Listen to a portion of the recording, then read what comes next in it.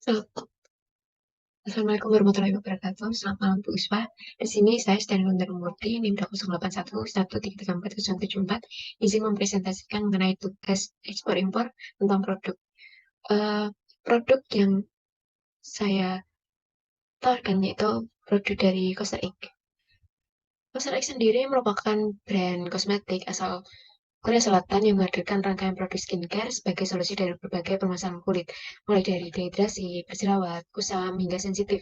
Semuanya bisa diatasi dengan melakukan layering menggunakan produk-produk dari CosRX. Brand yang rilis di Korea Selatan pada tahun 2014 ini berkomitmen untuk menghadirkan transformasi kulit yang lebih baik di esok hari bagi para pelanggannya. Dan tidak hanya itu, CosRX juga fokus terhadap penggunaan kandungan esensial pada produknya sehingga dapat bekerja lebih baik dengan hasil yang lebih optimal.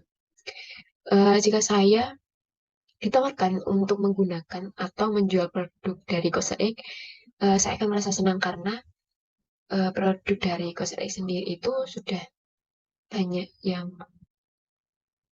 mengetahui atau produk tersebut itu cukup terkenal dalam dunia skincare dan produk tersebut juga banyak yang mengakui bahwa mempunyai kualitas yang cukup baik. Selanjutnya mengenai identifikasi negara dari produk CosRX sendiri itu saya membandingkan kurs yang berada di Korea Selatan, itu produk SRX dijual mulai dari $4 per pieces atau sekitar 50.000. Kemudian untuk di Cina, itu produk SRX dijual mulai dari 2,60 dolar per pieces atau sekitar 39.000. Untuk biaya transportasi sendiri dari Korea Selatan ke Indonesia itu sekitar 595.000. Kemudian dari Cina ke Indonesia itu sekitar 431.000. Untuk lokasi supplier yang saya ambil yaitu Henan Bandung Kaimei Trading Company yang berada di Cina. Kemudian di supplier tersebut, main marketnya itu ada beberapa tempat. Yang pertama itu di South Asia sebesar 35%, yang negaranya itu pertama di Indonesia, kedua di Thailand, di Brunei Darussalam, Laos, Malaysia, Vietnam, Kamboja, Myanmar, Singapura, dan Filipina. Kemudian selanjutnya itu dari North America, kemudian di Eastern Europe itu sebesar 15%, kemudian Oceania sebesar 10%, Eastern Asia 10%, Western Europe 5%, dan South Asia 5%. Untuk larangan impor sendiri, di Cina itu sebenarnya tidak ada larangan impor. Yang terpenting itu jika produk tersebut, jika sebuah skincare atau makeup sudah diakui dan memiliki izin edar BPOM, memenuhi peraturan perundang-undangan di bidang impor dan telah mendapatkan persetujuan dari Kepala BPOM melalui adanya SKI Border atau surat persetujuan pemasukan bahan atau produk jadi untuk komoditi obat dan obat tradisional ke dalam wilayah Indonesia, atau SKI Post Border yaitu surat persetujuan pemasukan bahan atau produk jadi untuk komoditi obat kosmetika, suplemen kesehatan, dan pangan olahan ke dalam wilayah Indonesia. Selanjutnya, target pasar. Target pasar yang saya pilih yaitu B2C atau uh, buy to customer, yaitu sebuah proses penjualan produk secara langsung kepada konsumen dan user, baik individu ataupun kelompok. Jadi dari perusahaan dengan konsumen tidak ada perantara. Uh, jadi saya memilih target yang digunakan baik itu customer karena produk tersebut akan langsung saya pasarkan atau jual ke konsumen atau perorangan. Dan dengan target ini kita bisa memperjualkan produk tersebut dengan sistem online dengan berbagai marketplace.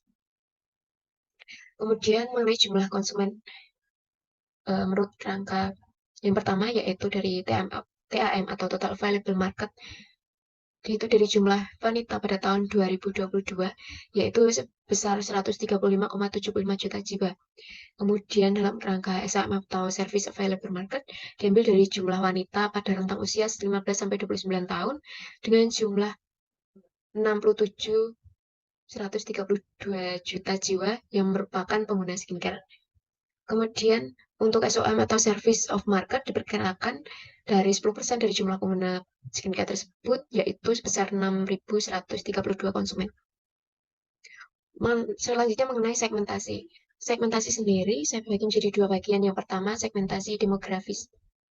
yaitu segmentasi yang berdasarkan variabel seperti usia, ukuran keluarga, siklus hidup keluarga, jenis kelamin, penghasilan, pekerjaan, pendidikan, agama, ras, generasi, kebangsaan, dan kelas sosial. Karena hal tersebut, segmentasi ini saya dasarkan pada usia dengan rentang usia 15 sampai 30 tahun. Kemudian yang kedua mengenai segmentasi geografis, yaitu segmentasi dengan pembagian pasar menjadi berbagai unit geografis, seperti negara, negara bagian, wilayah, kabupaten, atau kota, atau lingkungan sekitar.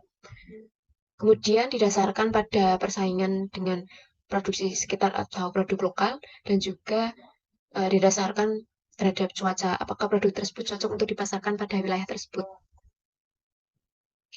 Karena tadi saya mengambil salah satu produk yang ada di Koster EG yaitu Low pH Good Morning Gel Cleanser, produk tersebut juga tentu saja memiliki kelebihan ataupun kekurangan.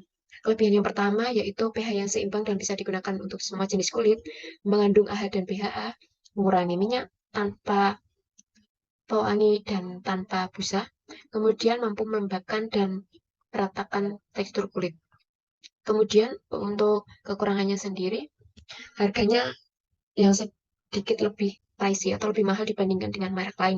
Selanjutnya mengenai lini produk. Jadi selain uh, gel cleanser tadi, saya juga ingin membawakan beberapa produk. Yang pertama itu Sheet Mask, yang kedua exfoliator, yang ketiga essence, yang keempat toner, yang kelima moisturizer, dan yang terakhir yaitu sunscreen.